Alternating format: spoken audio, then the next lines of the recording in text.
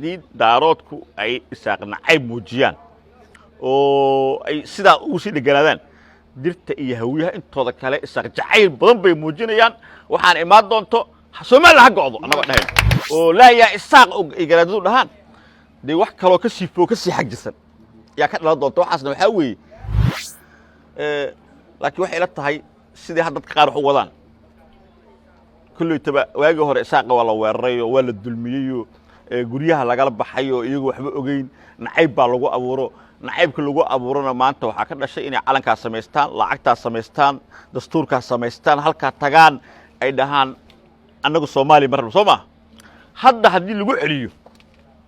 oo ma taqaan la yiraahdo isaaq dambe ya ma jirdi la yiraahdo oo laa yaa isaaq ay garaadadu dhahaan de wax kale ka sii foo ka sii xajisan yaa ka dhalan doonto waxaasna waxa weeye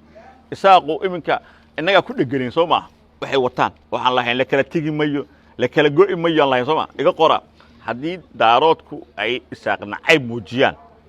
oo ay sidaa ugu sii dhiganaadaan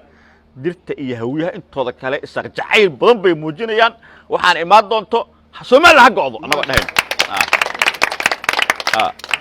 marka waxa weeye daaroodku hadday fahmayaan in isaaqu ay halkooda ma taqaanaa isaaqu inay go'aan ay xitadana ugu jirto isaaq daaroodka sababtoo ah hadda hadii la yiraahdo isaaqa Soomaaliya la midoobaano de ra'iisul wasaaraha dalka qaadanayaan Soomaa waqooyi koonfur wax loo kala qaadanaya majority waqooyi waa isaaq marka ra'iisul wasaarihi qaadanayaan daaroodku meesha minority iska aha buu ahaanaya marka waxa fiican inay hadda yiraahdaan war nimanka ayaan ugu taaban hadii laakiin ay waxayaan nimanku isaaq inta Allah habeen iska shiraan wada taqaan yiraahdaan annagu waba qaadana Soomaalnimada daarood kala saara inta kale yiraahdaan maalintaas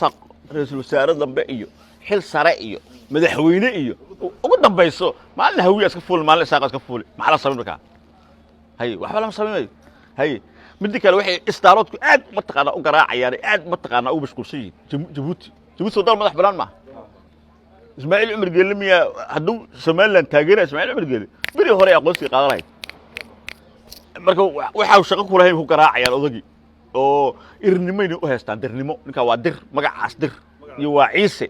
ya iyagu haystaan haduu Ismaaciil bari hore anaga dhihi lahay xamarna ha hagaagto Soomaaliland ha hagaagto bari hore diyaarada ka cilay laakiin hadda isku keen qasbayaan oo iska jeclaysiinayaan marka shaqo fiican inoo hayaan nimankaas idinka yaal dhibsanin waana maasantiin cidna ku culaadimayno wixii ka dhaxeeya dani iyo ilaahay Axmedoobe iyo xas sheekh iyo waa siyaasad laakiin anagu dhihimayna maanta daarood lagu duulo daarood halalaayo hal dhibaateeyo waxaas kulankeena ma anagu kulankeena waxa weeye dadka in isjeclaadaan in waa noo kala waramaya mid baa kule soo hada daarood markii hadla waxay dhaam taqaana Mrs Wall baa laga soo celiyay Bilal Bulshaawi baa lagu xiray war kuwaan bixtaa waa laga soo celiyay waa reesh xisaaqna